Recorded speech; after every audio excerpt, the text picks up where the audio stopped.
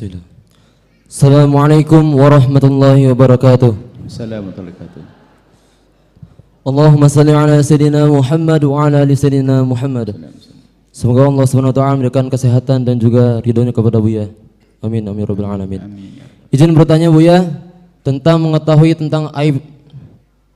Ketika kita mengetahui aib saudara kita ataupun tetangga kita, apakah tanggung jawab kita gugur sebatas untuk menutupi aibnya ataupun kita masih ada tanggung jawab untuk mengingatkannya, dan bagaimana cara mengingatkannya? Karena Rasulullah SAW juga pernah bersikap tegas ataupun keras ketika mengetahui muslimin yang tidak melakukan sholat berjamaah di masjid.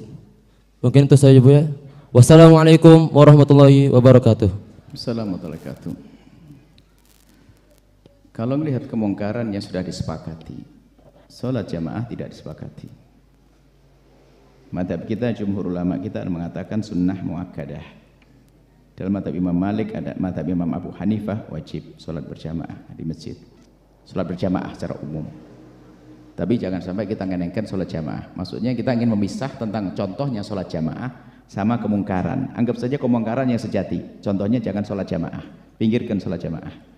Jadi kadang-kadang menggabungkan nanti disimpulkan akhirnya seolah-olah sholat jamaah jadi wajib yang ini setiap orang harus sholat. Makanya saya pinggirkan dulu tentang contoh. Baik, harus begitu sebab menjawab itu adalah tanggung jawab. Kadang diterjemahkan, ditafsiri oleh yang dengar bermacam-macam tafsir nanti. Bisa salah bau, kacau balau. Kemudian kalau kita melihat kemungkaran, maka pertama kita ingkar dengan hati bahwasanya itu ketidakbaikan.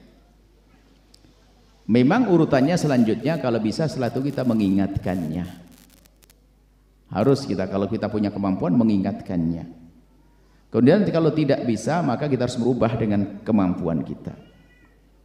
Itu kan teorinya seperti itu. Tapi dalam praktek ada ilmu yang harus dihadirkan juga. Jangan sok banget. Itu sering juru amar ma'ruf nahi munkar dengan kecongkaannya. Nggak pakai hikmah, nggak pakai ilmu.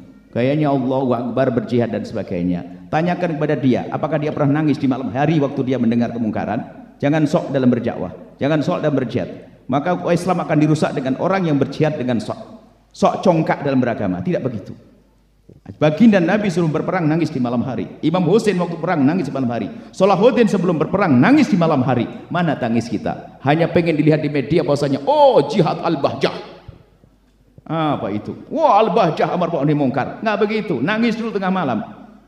Nah inilah yang harus saya ingatkan. Anda itu serius tidak Anda membela agama? Anda serius tidak Anda? Sehingga waktu kita ingin mengingatkan dia dengan cinta. Makanya langkah pertama mengingatkan tidak harus teriak di media. Tanyakan Anda pernah duduk manis dengan dia belum ke rumahnya? Lah kok langsung di media mencaci maki ustadz lain, ustadz yang cimaki ustadz. Ini model dakwahnya siapa? Ini ustadz terlaluan ya amat. Anda pernah telepon dia? Hampir kalau ada ustadz yang aneh saya berusaha untuk telepon dia sebelum saya ngomong di media. Biarpun saya ngomong di media pun kadang tidak saya sebut namanya. Saya akan berusaha untuk telepon. Saya berusaha untuk ngomong langsung. Dan harus didahului nangis malam hari didoain tanda cinta, ya Allah itu ustadz kepleset. Jangan sampai kepleset lagi ya Allah, karena dia adalah contoh suri toladan. Jadi maka saya ingatkan pada orang yang sering suara-suara amar ma'ruf nahi munkar, hey pakai adab dulu, tata krama. Nabi ngajarkan adab, hikmah dulu sebelum melakukan itu semuanya. Ini kadang-kadang kita salah menggunakan ma'ruf. Wal ghayru biyadi. Pakai adab. Anda nangis belum di tengah malam? Anda sudah berdoa belum kepada Allah? Kemudian masalah man ra'a munkar fal yuri bi qalbihi fal yughayyiru bi qalbihi wa yadihi wa yasanihi wa yadihi. Bi qalbihi merubah dengan hatinya, ingkar dengan hatinya, ingkar. Pasti itu tidak baik. Ini kunci agar kita tidak terjerumus. Kadang action saja ini. Wah ini kita ini kan apa namanya? Pengawal kebenaran al-bahjah ini. Masa ada kemungkaran diam saja? Maju, Allahu Akbar. Bikin malu aja. Tahajudan belum tadi malam, nangis belum tengah malam. Nggak usah aneh-aneh deh. Dakwah nggak begitu caranya. Dakwah itu dengan Allah kita ikhlas. Itu hamba Allah itu, umat Nabi Muhammad. Kalau kita ingin merubah dengan cinta, bukan dengan kebencian.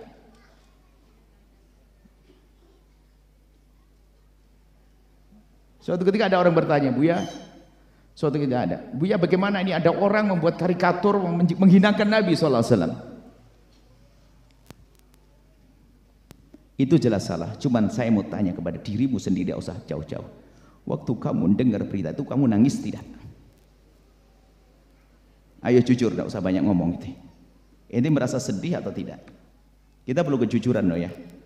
Makanya pertanyaan yang bagus dari Nanda ini, khawatir ada sekelompok orang dikit-dikit, wah ini ntar dulu dong, Anda nangis belum dengan. Kemudian di saat yang kedua, bila sih dengan lesannya, lesan itu ada aturannya loh ya. Kita merubah dengan kisah mengingatkan dia itu harus ada aturan tata keramanya. Kita cek dulu apakah betul dia salah atau tidak. Jangan-jangan yang salah kita. Kemudian apakah dia menyadari dia salah atau tidak. Kalau dia belum menyadari maka caranya halus, kita masukkan pelan-pelan. Kecuali dia memang menentang kebenaran, baru nanti kita membuat satu gerakan lain. Jadi yang langsung wah ini nggak bener, biasanya hasud sudah, karena dia ustadz terkenal mungkin. Ustadz, ini ustadz astagfirullahaladzim, ini ustadz kerusakan, la ilaha illallah. Wah, apa itu? Kita itu bikin capek oleh sebagian dai-dai yang tidak pakai adabnya Nabi SAW. Bukan sukses yang dibuat, kerusakan di muka bumi. Makanya hati kita. Setelah itu berperang, Nabi Muhammad berperang loh ya. Cumanakah perang Nabi serta merta? Oh tidak. Nabi itu di saat mau berperang selalu berdoa, ya Allah semoga peperangan ini tidak terjadi dengan kesadaran mereka. Jadi kalau mereka sadar gak jadi perang. Maka yang ikut dari ahli mujahid al-bahjah itu jangan gampang teriak-teriak dulu ya. Kalau belum menangis. Termasuk ustadznya yang ingin mewakili Buya dakwah, malam harinya harus doa dulu. Mendoakan orang yang akan didakwah ya. Kita mengingatkan orang berbuat salah, jangan buru-buru. Anda sudah minta pada Allah belum kok guru mengingetin? Jangan-jangan kita mengingatkan orang karena kesombongan kita biar kita lihat lebih bagus daripada dia. Mengingatkan itu pun sendiri ada aturannya. Kalau Anda melihat kesalahan suami Anda, saudara Anda, famili Anda, gimana Anda mengingatkan dia? Pertama, ini harus pakai. Kebenaran tidak harus diucapkan saat itu. Memilih waktu yang tepat. Sehingga kalau ngambil ikan jangan sampai keruh airnya. Jadi tidak ada perubahan, dia seberubah. Imam Ahmad bin Hambal, ulama segede itu melihat muridnya ceramah.